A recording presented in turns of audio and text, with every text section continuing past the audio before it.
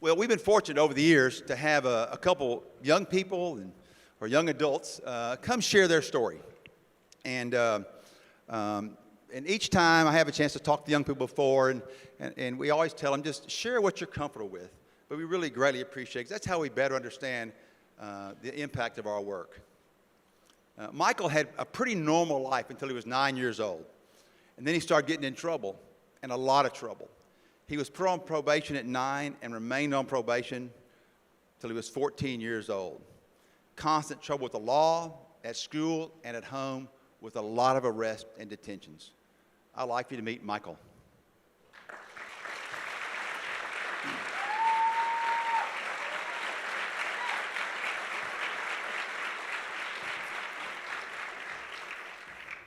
How you doing? You good? Good. Okay, Michael, you're 9 years old. Everything was going well. Then you started having some challenges. What was going on? Around 9, the first thing that I ever got in trouble with was I was charged with 3 arsons, and those are level 1 felonies. And to be honest with you, a level 1 felony as a 9-year-old kid, that's like the worst thing that you'll hear around the neighborhood, you know. So when I was 9, I was looked at from all my teachers, all my friends, not even friends, just kids around the neighborhood. I was just the bad kid, you know. I was always singled out compared to everybody else. Well, the problems from there escalated because first it started with an arson, and then it just moved on to bigger and worse charges, you know what I mean?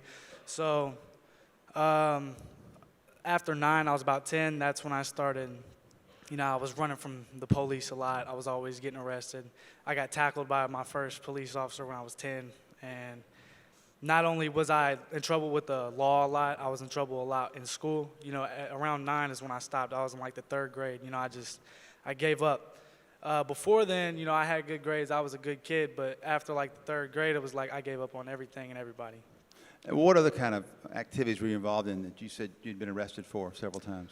I've been arrested. When I was about 12, I was arrested for, it was about 24 counts of criminal mischief and criminal recklessness. I used to bust windows on cars on the highway.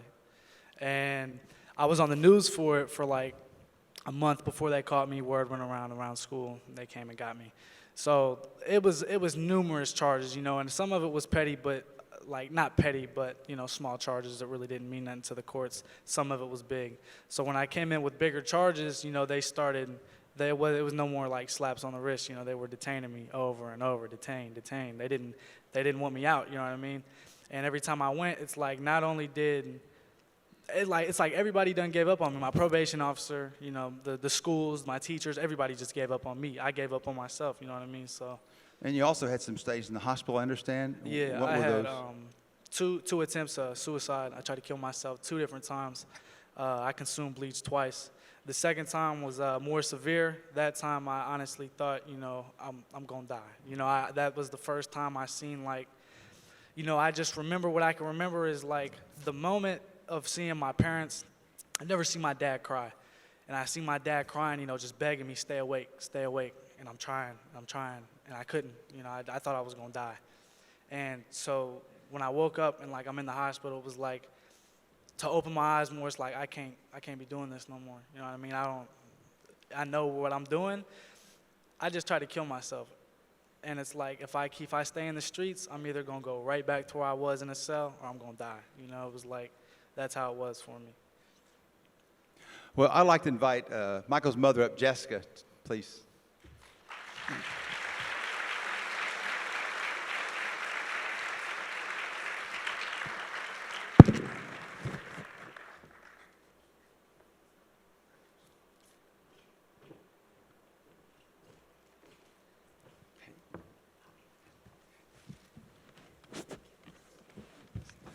All right. Jessica, this was, you know, I'm sure a terrible time for you and your husband and your family. What was going on? What was going on with you guys during this period? We were at a loss, you know. We didn't know initially what was going on. He was acting out.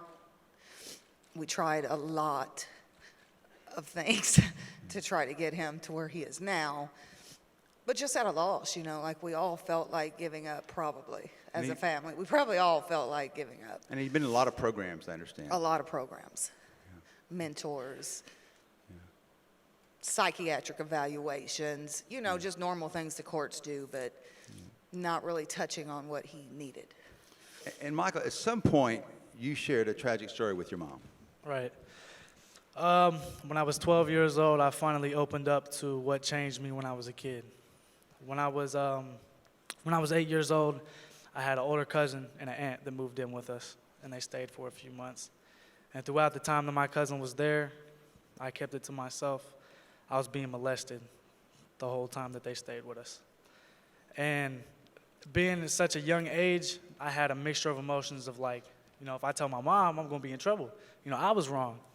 But then I got the thoughts, you know, if I tell on them, I was told I had I was threatened a lot, you know, and I was bullied as a kid. So the threats that I got from a bigger kid, it was like, I ain't gonna tell on him, you know. I was scared, you know. I was young and I was scared. And what I didn't realize was not telling anybody and keeping it to myself, all that anger and emotion that I had, I started taking out on the world for no reason when I could have told somebody and I didn't. I chose not to. I kept it to myself. And that's kind of why it escalated.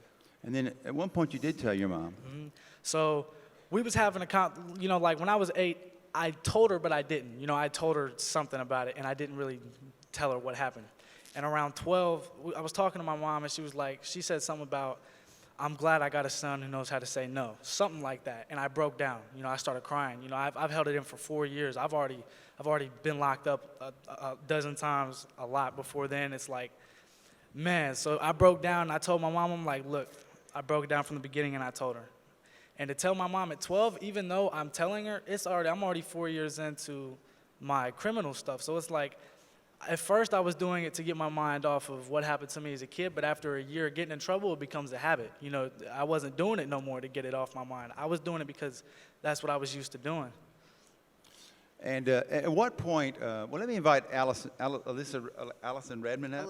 Alyssa Redmond, can you please come up? Alyssa is the YV Intercept Specialist.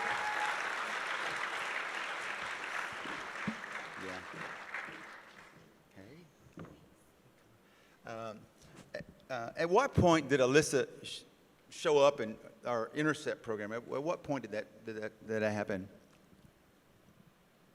13. 13. And did the court recommend, or how did that become? Yes, it was one of his punishments, but Well, it's it wasn't a punishments. punishment. It didn't end up being a punishment, but Yeah, that's yeah. what it initially Yeah. was for him. And Michael, what do you think when Alyssa shows up and starts visiting?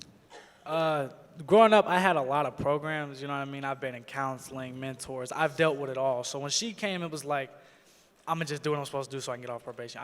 To be honest with you, when she came, it wasn't nothing new compared to what I've already did. So I didn't really care about it as much, to be honest.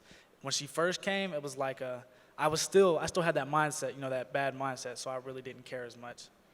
Well, at what point did you start sharing with her? How long did that take before you really started working? Actually, when we first met, I was actually, my second suicide attempt, she was there for. She was actually here for it. So she came and visited me when I was in the psychiatric stuff. She came and visited me and talked to me. So before I was able to talk about my problems as a kid, I had to get over what I was going through currently. You know what I mean? And she was there for. It was a lot of relationship problems, and it sounds not how it seems with the relationship, but you got to think when I was growing up. At 8, I didn't let my mom love me. I didn't let my family, you know, I didn't want love from nobody. So when I did finally get attached to somebody and I felt that first little bit of love, I didn't want to let go of it. You know what I mean? I never had it before. So that's why it was so nerve-wracking to lose somebody that you actually love. You know what I mean? The feeling of love I never had. So, and she helped me get through that. You know, I told myself, I'm never going to get over this. You know, I told myself that 1,000 times. I'm never going to get over this.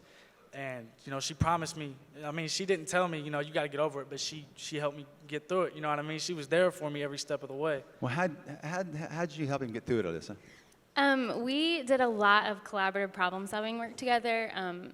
So just looking at what the root of the issue was and then working together to find solutions that worked for him, especially through that lots of emotional regulation and coping skills that were going to work for him, not just what I thought he needed.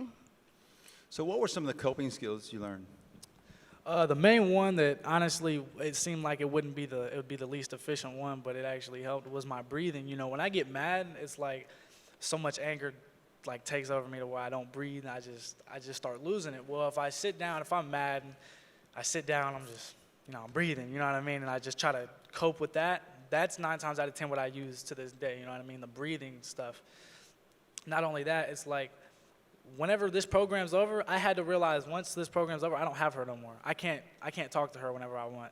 And I didn't want to talk to nobody else. So I had to learn to, no matter what the situation is, if I feel like I got to talk, I never wanted to talk to my mom growing up, but now it's like if I got a problem, I come to my mom first. You know what I mean? I tell her what's going on so she's not clueless to the fact of what's happening. You know what I mean?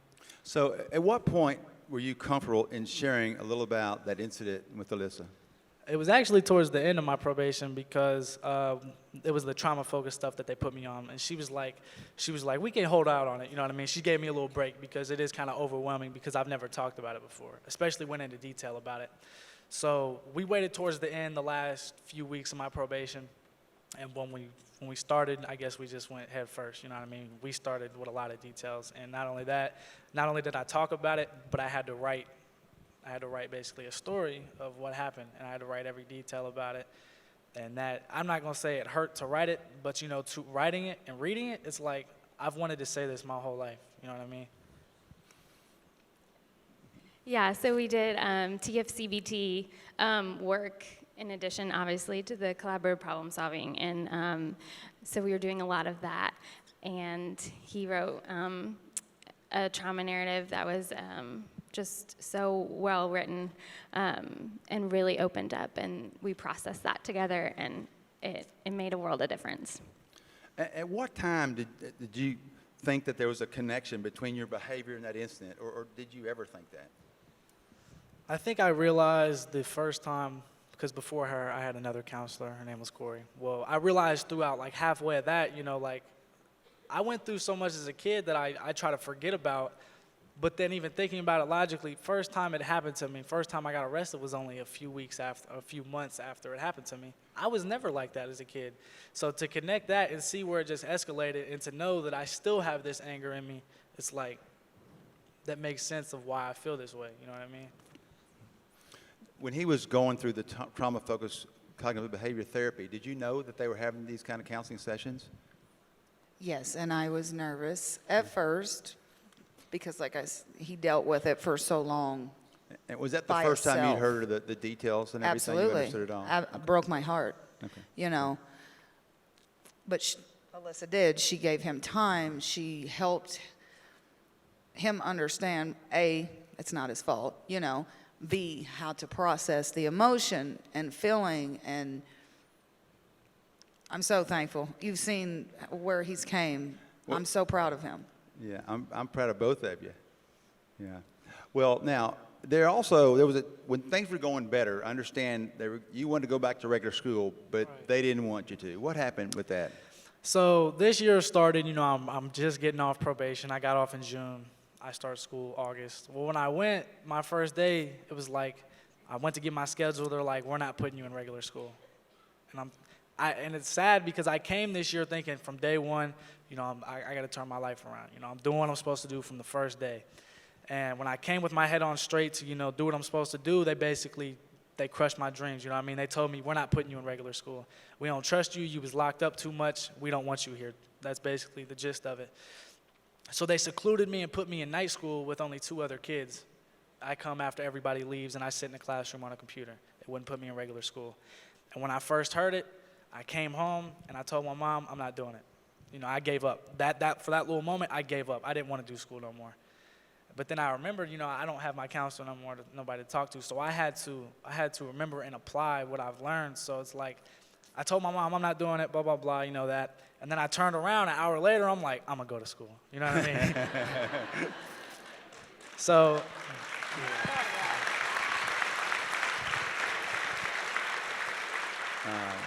And so you were able to use some of the skills that you learned? Yeah. And what were some of the things you thought about during that period?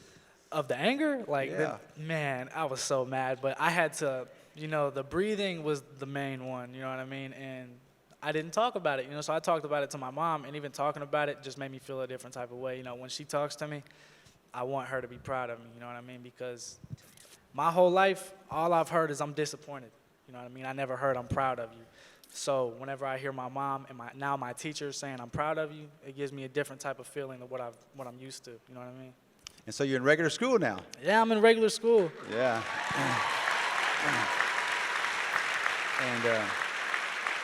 And how you doing? How are you doing in school? I got nothing under a B. I got all A's and B's. Yeah. Yeah.